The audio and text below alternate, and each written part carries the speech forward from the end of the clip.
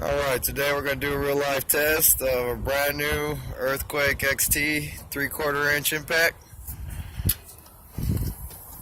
This is our beat up trailer.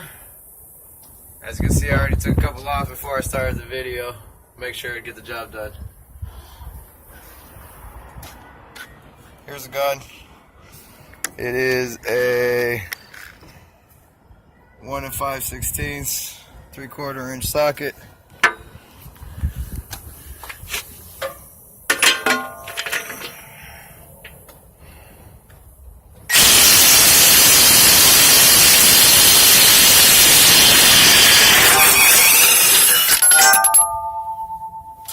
As you can see, that one has not been touched in years.